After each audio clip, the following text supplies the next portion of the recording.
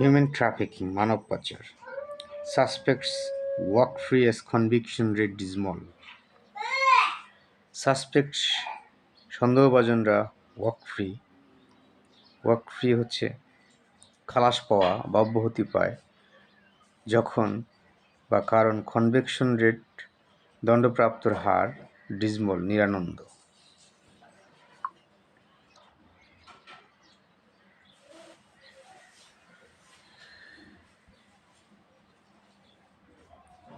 Human trafficking conviction rate plummets মানব পাচারের যে দণ্ডপ্রাপ্তের হার কনভিকশন দণ্ডপ্রাপ্ত আর মানব পাচার হচ্ছে হিউম্যান ট্রাফিকিং রেট হার প্লামেট হচ্ছে কমে যাওয়া, ডাউন করা, হঠাৎ কমে যাওয়া। হিউম্যান ট্রাফিকিং কেজেস ইন 2024 সালে মানব পাচারের মামলাগুলো 2024 সালের মানব পাচারের মামলা হিউম্যান ট্রাফিকিং কেজেস ইন 2024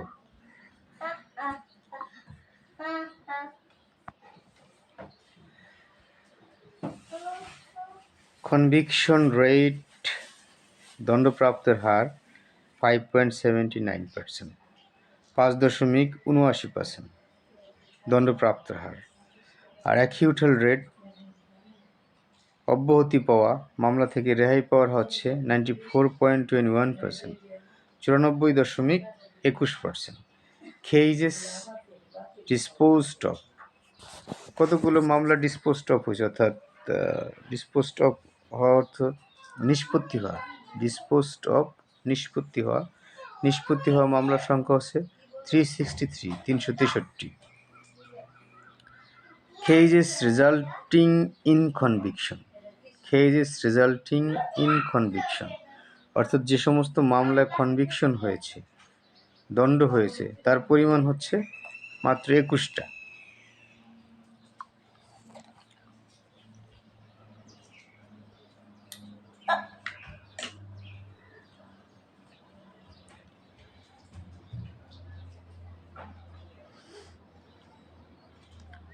এখানে বলা হয়েছে যে কেজেস পেন্ডিং কোর্টে 47,769, 47,769 মামলা কোর্টে পেন্ডিং অবস্থায় আছে।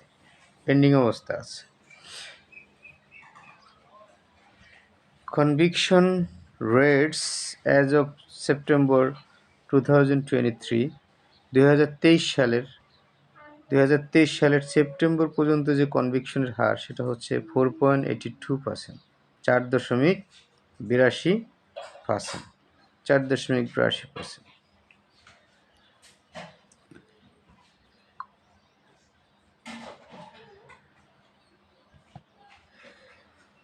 Reasons for low conviction rate,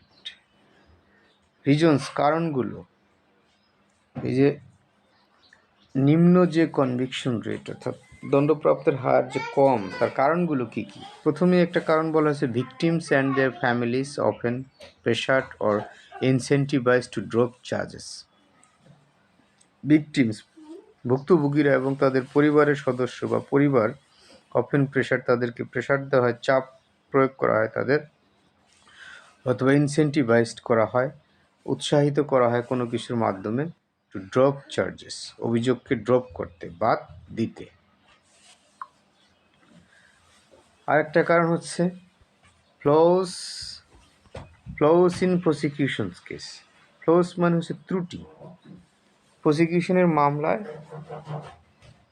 ত্রুটি থাকার কারণে, ফ্লস ইন প্রসিকিউশনের মামলায় ত্রুটি থাকার কারণে উইটনেস মে বি ইন্টিমিডেটেড, সাক্ষীদের ভয় দেখানো হতে পারে, কিংবা আনঅ্যাভেলেবল, সাক্ষীরা না আসতে পারা আর কি, অসহজলভ্যতা, আনঅ্যাভেলেবল।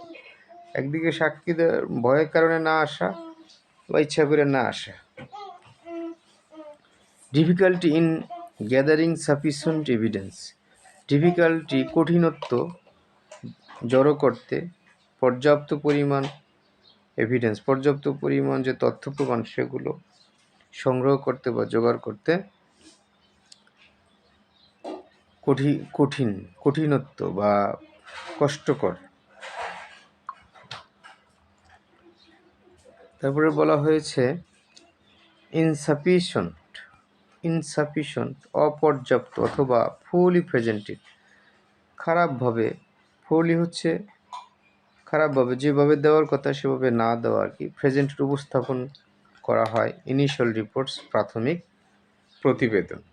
এই সমস্ত কারণে মানব পাচারের মামলার দণ্ডপ্রাপ্তের হারটা কম।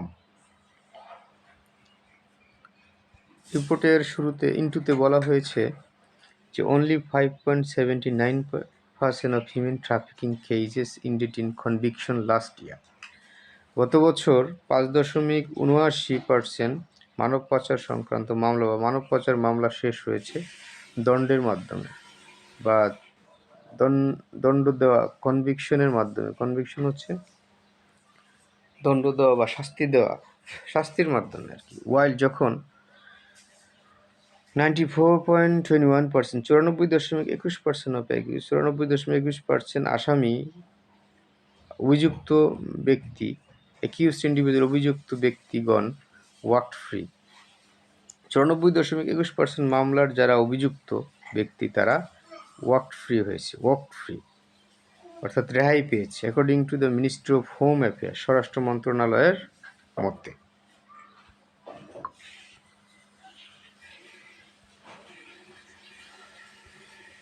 এক্সপার্টসে বিশেষজ্ঞরা বলে এই অ্যালার্মিং অ্যাকিউটাল রেট, বিপদসংকুল